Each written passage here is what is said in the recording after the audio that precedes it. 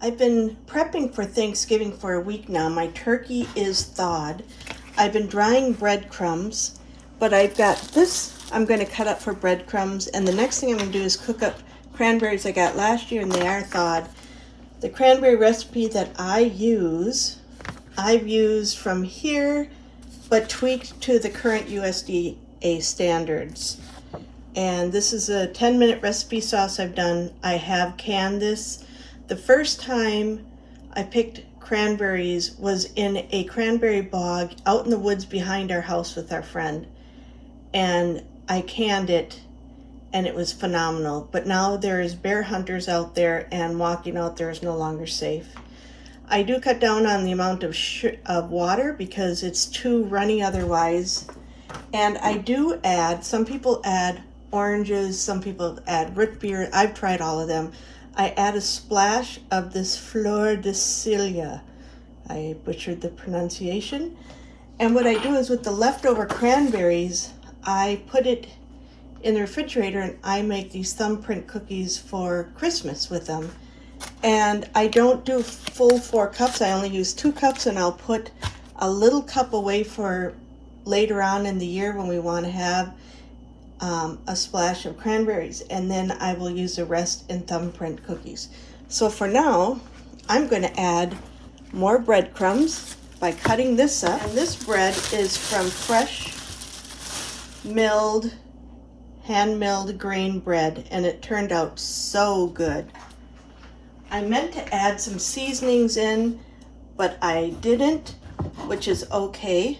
I will add the seasonings when I saute the butter and when I make dressing, because I don't stuff it in the bird.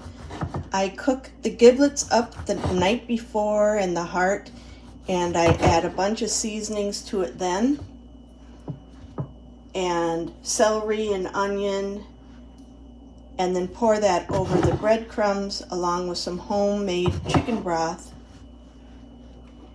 And it seasons very well. This bread is still pretty soft. I am going to probably put this in the oven because I don't think it's going to get as dry as I want in 2 days. So I'm going to add this to my pile. I also have another great big container that I dried last week. This is the second tray of breadcrumbs I will be drying. There's a few that are partially dried, and then there's some that's very soft yet. And I will have this and a whole nother tray, and that's really all we need. I typically do 2 pans of dressing, one for Thanksgiving and one for later. It's one of my husband's absolute favorite foods. And this bread, it was still my experimenting, so it is still a little crumbly, but that's okay. It tastes very, very good. And I made sure I cooked this bread with milk and butter for that extra added flavor. When we used to pick them, we always picked them the day after the frost, which is like the first week of October, and that's when the that's when the bear hunters were baiting. And so it no longer became safe to go back there to the bog, but boy, the memories I have doing that, wonderful. So I'm adding half a cup of water, and I'm going to put in my cranberries.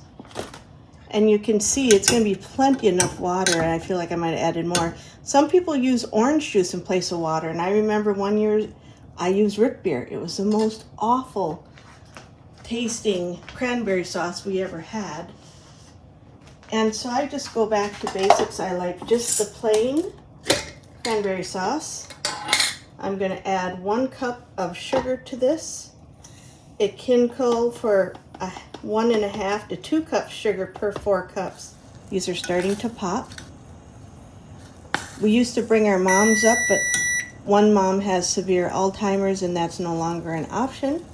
So we are having Thanksgiving with friends. And I'm making all this stuff because I love to cook. But don't be stressed. Just put in a chicken pot pie, butter a piece of bread if you don't want the bread. Have a bowl of cereal. Just being thankful for life and family and friends. That's all you need. I'm doing this because I can, and I have the stuff. And these cranberries I got a year ago, and I freeze up a couple for 4 years, and they're popping.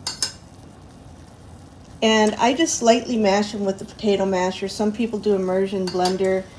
I've seen so many variations. I'm going to go ahead and add my sugar now, which seems a little bit much for me, but again, it'll be just fine. This is a treat, not a everyday thing. I have canned, and I'm going to add just about a 1/4 teaspoon of this at the end, and you can hear them popping. So I'm just going to mash a few of these, and I'm not canning this because I'm making such a small amount, and I'm going to be using half of it at least for Christmas cookies. This is just about where I want it. Cranberries have a natural pectin, so it really thickens up. And what is the fleur? I can never pronounce it. Sauce. This is like an intense orange blossom, and I use this in the glaze of the thumbprint cookies. So I'm just adding just a smidge of it into the cranberries. Hardly noticeable. Could you add it in and not add it? Yeah, you can smell it. It smells like intense orange, and I hope I didn't put too much in. I'll cook some of it off. You could add orange zest, you could use orange juice, you could not use any at all. That's all it is to make cranberry sauce. Pretty easy. You can see how thick it already is. If you want jelly, put it through a mesh screen. But it took me less than 10 minutes. Just put some cranberries, a little bit of water, a little bit of sugar, flavorings if you want it or not. And look at this, is thick, rich, and the next thing to knock off my list is to toast some pecans. Normally I would be cooking a pumpkin. My girlfriend was going to bring me a pumpkin, and she decided to instead, and I'm just going to add the rest because I can use the little bits on oatmeal. She decided instead of bringing me the pumpkin, she was going to make a pie. So I'm going to make a pecan pie tomorrow. And this is my recipe, and it is nothing but sugar, and it is a diabetic nightmare. You can have a tiny sliver, but you need to have it with like a coffee or chicory root coffee to cut down the sweetness. Has maple sugar, brown sugar, steamed syrup, a little brandy or bourbon. It's so good. The pecans are just about toasted. All this does is it gives it an added flavor. I'm going to turn the stove off for this. I also have chestnuts. I have never had toasted chestnuts. I don't know if I'm going to like them. So I'm going to toast one bag, and if I like the smell, they're going to go into the giblets dressing also. If I don't like it, they become snacks out in the compost. They're peeled and ready to go. I've never had them, so I don't know if these are good or not. But we'll experiment and try just about anything. Okay, I've got the cranberry. Look how thick this is. It's so thick. Might be too thick. I've got the pecans toasted. I've got the chestnuts I've not tasted yet to know if I'm going to put them in. I got them toasted. Today is Wednesday. This is our big baking day. And I've got 3 types of bread I'm going to be doing. I do save my plastic wrap, and I use this for covering my mill. Now I've washed these, and I do this, it just keeps the flour dust down. I've got a soft white wheat I'm going to be grinding for pie crust. I have a hard red and a hard white I will be doing for bread that I'm going to double, and also for bread rolls. So I'm going to grind. I've got ear protection, but I'm going to turn this off because it is loud without ear protection. This is the hard white wheat, and this is the texture that I prefer. I don't like it very fine. I like it fine enough for flour. It's just a perfect texture for me. So now I'm going to grind the hard red, and then after that I'm going to do the soft white and get that in the refrigerator to cool down for the pie crust. This is the hard red wheat, and this is the hard white wheat. And the hard red wheat, I believe, gives it a lot of delicious flavor. And so I mix the two, and this will be for the bread.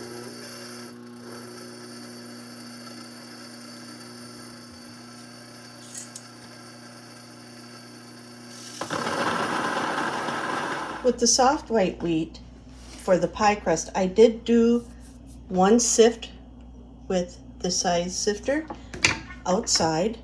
Learned, I did it in the house once and had flour in the bathroom. The bread flour I do not sift, but this I wanted to sift because I just wanted it just a little extra soft for the company. So for the bread roll recipe, everything is measured a scant over, so that's okay because I got a very large egg. I'm doubling this recipe, so I'm going with 2 cups milk. 1, 2, 3, 4, 5, 6, and 7 because I'm a scant over and everything. ½ cup of our harvested honey from our bees. It's all raw. This is my tea drinking honey. You can see it's very light. Darker honey I use for baking, but it's what I had on the counter, and after I did the bread, I had honey all over me, so I had to change clothes. So instead of repeating, are you laughing at me? No! My daughter is laughing at me in the background.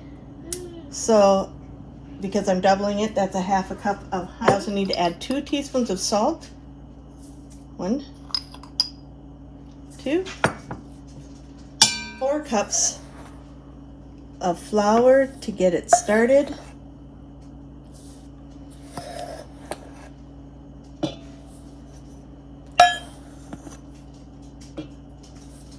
This is fresh eggs delivered from my neighbor, and this one's fairly big. So everything being scant, big, scant, more, heaping works. Both eggs look good. Get them put in.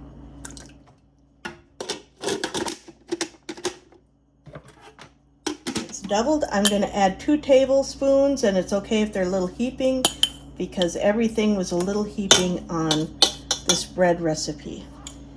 And I'll get that mixing, and then I'm going to add the flour a cup at a time off camera so you don't have to sit there and listen to it. So I've mixed this for about a minute, and I'm just letting it rest to absorb all the liquid, and then I'm going to have the machine do its kneading for me for about 5 minutes. The bun dough is ready. I'm going to get that in this bowl to go rise. Our bread dough that we did earlier has more than doubled, and we're going to get that rolled up. I'm going to get this in a bowl and get this rising. So I'll get this here to rise, and we'll work on the next batch of bread, getting this here rolled up.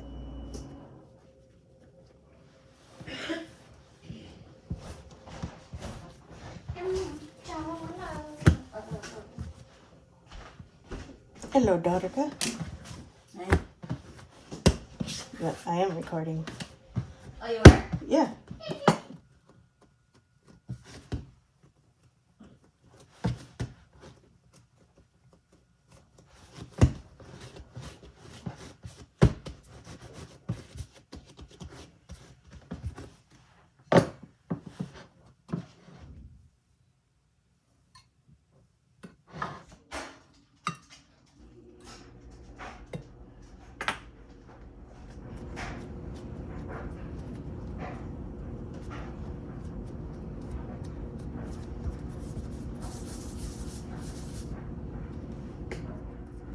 So we'll get these covered and rising. This idea I got from Sue Baker, and this here is always in our camper. I have made croissants and puff pastry in the camper, and I'm going to try a cinnamon swirl. Okay, that's rolled out pretty good. Let's see, which butter am I going to use here? I think I'll use this one. So this here is, gotta watch this to see if it turns out, it'll be amazing. If not, never mind. A little bit of cinnamon.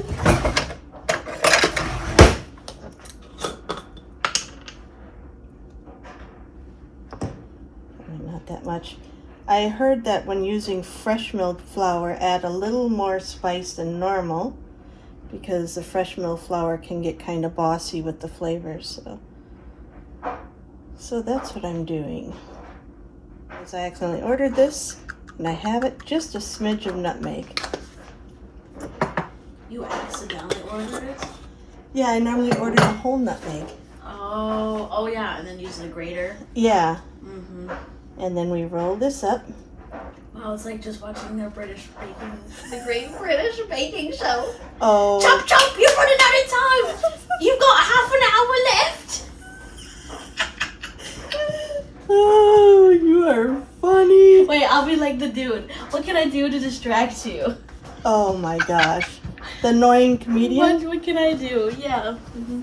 Okay, now That's that a nice row. No, it's a nice row. Put in there. Okay, now here Now comes what? the magic. Now what's she gonna do? Now we cut it in half this way. Opposite of a cinnamon roll. Yep. And then, Oh dear. then, yep, that's how it's supposed to look. Then, Oh, it's falling apart. yep, I know. It's falling I apart. know that. It's falling apart. Oh. I don't think you're supposed to do that. And then we braid it. I probably shouldn't have picked it up. Or twist it. Twist it. Yes, not braid it. Twist it. It's okay if it looks that way. Everybody Is it okay though? It is. Okay. And then Now what? and then we roll it like this. Oh. Oh, look at Snap. It's looking so party. It looks like a flower. Doesn't that though? Looks like A cinnamon bun flower. Yep. And then Cinnabon. can you bring my parsnip pan over here? Parsnip? Yeah, just a parchment paper. Not the pan. Parchment. Oh, that looks so pretty. Yeah, and if you just set it. There you go. I'm going to put this on here. Give it a little rise and rest. And then we'll see how that turns out. And I'm going to just cover this to let that rise. The roll dough has risen. I did a double batch, so I've got to get 24 rolls out of this. Oh, look at it. 24 rolls. That's your technical challenge. That's my technical challenge? Yes. Okay. You have half an hour. I have a half an hour. I've got one side bigger than the other. That's not identical. But I like options. I like That's to have... not identical. We have to have 24 identical rolls. But I That's like- your technical challenge. But- You have half an hour. You're wasting time. But I like small, medium, and large. So I got options. That's not identical though. I am not about to pull out the scale. So I'm going to have assorted size rolls and just get them into a round shape or close to it. And I'm going to get 12 per pan. Are they identical? No. But they give... They're not identical. Well, there's one smaller one, but we've got variety of needs. People who want to eat a lot or a smaller one. You can come look. I got the first pan. I'll try and do better on the second pan. Okay, that one is done. We'll move on to number 2. I just pulled this out, but I'm going to let it finish cooking or just sitting in the pan. It's almost up to 200. It's like 96. And then I'll put it out. Stretched a little bit. There's a little bread done. Rolls are next. Bear buns are done, and I totally forgot I was going to experiment by doing a different shape with these, and I forgot. So now I got the dinner rolls in the oven. I put extra butter on it for you, Dave. Here you go. Okay. Thank you. Oh, it's hot. So good. So good. The last of the dinner rolls came out. I probably cooked them a few minutes too long, We had gotten some shipments in the mail and we were distracted. But it smells good and they're fully cooked. So there, bread is done and spare rolls are done. The last thing I have left to prepare today is a pecan pie, and I'm only needing 1 pie crust, so I made 2. So I'm going to go with 2.5 cups flour. And to this I'm also going to add 1 teaspoon of salt. And I also add 1 teaspoon of sugar. It's part of my old recipe. It's a habit. I don't know whether it's needed or not. And I'm going to get this kind of mixed, and I'm going to add in the butter and the water. And I'm making sure everything stays nice and cold. My old recipe called for 2 cups of butter. New one calls for 1 3/4. And that works fine for me. I've done this by hand, but my hands are really taking a beating today. And I'm going to use the mixers everywhere that I can. If I was only doing a pie or only doing a bread, that'd be different. But you're not, because you don't do that. My cape is flapping. There's butter chunks in there. Oh, ow, ow. What was that? I got hit by your cape. Oh. Oh yeah, she's a hoot. Oh wait, high five. Myself. She ready to go in the refrigerator, and I'm just going to chill it for about a half an hour. I've done it overnight, but I'm still cooking today. There we go. Those pie crusts will be ready in 30 minutes. I'm down to just the pecan pie. I've got in here my 3/4 cup. Actually, it was almost 3/4 cup maple syrup, and then I filled the rest with some maple sugar. I've got 3/4 cup brown sugar. I'm going to add about 1/2 teaspoon of maple flavoring.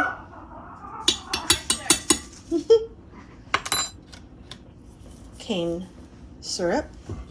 This in there. And I'm going to just heat all of this to dissolve it. I also added my salt, which was about 1/4 teaspoon.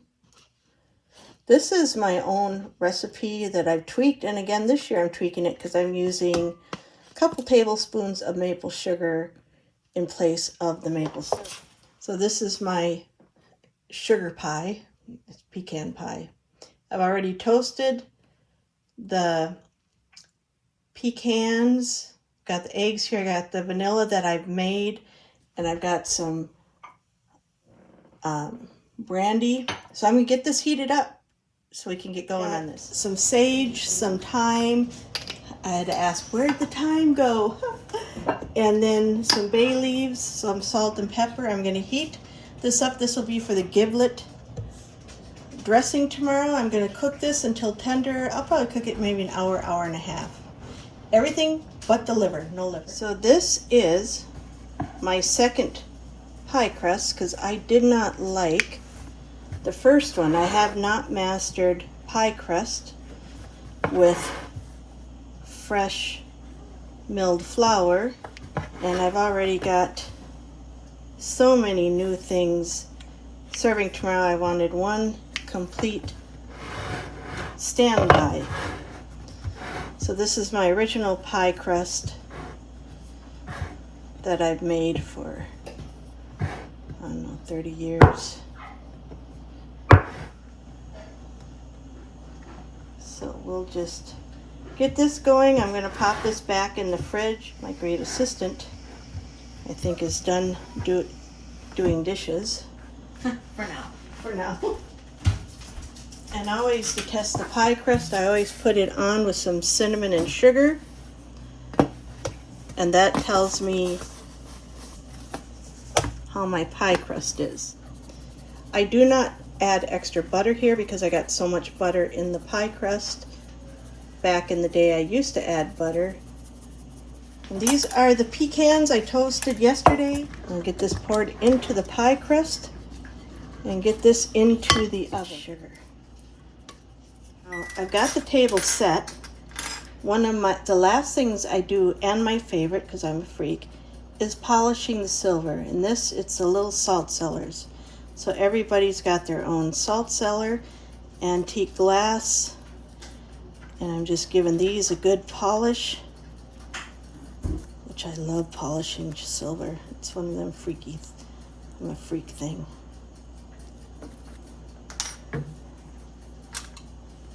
Everybody's got their own. Whoops, I'll come back when I'm done. All my little salt cellars have been polished.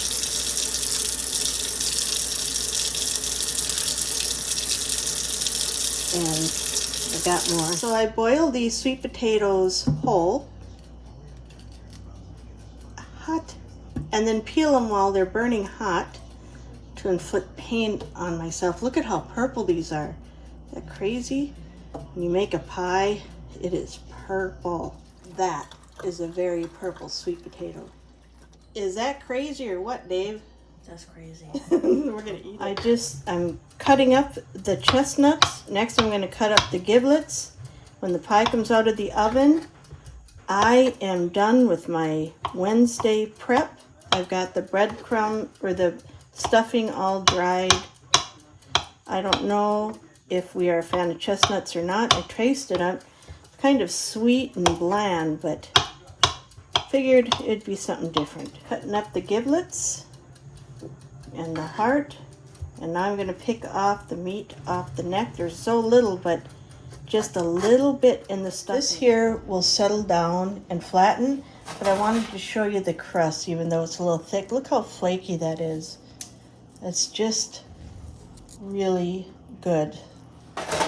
So my day is done, and it is 8:15 in the evening. After Thanksgiving, and I'm cooking some turkey stock with the leftover carcass. I got onion, celery, carrot, some spices, some bay leaves, a couple apples our neighbors brought over, and I'm making a quiche. I don't film on Thanksgiving because it's a family holiday, but it's back to work again today. This is that day after Thanksgiving quiche. It's got turkey and lots of vegetables. The white spot is some melted cheese. It's got a fresh milled pie crust.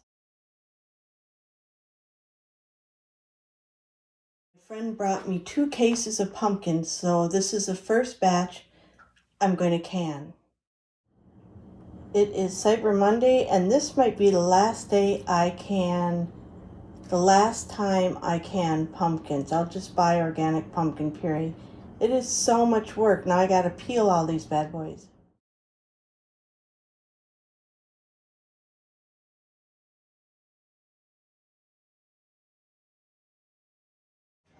And the last thing we made was some turkey soup with the leftovers, with some carrots from the garden and potatoes from our garden and onions and garlic and all sorts of good stuff. So now this year's turkey festivities are complete.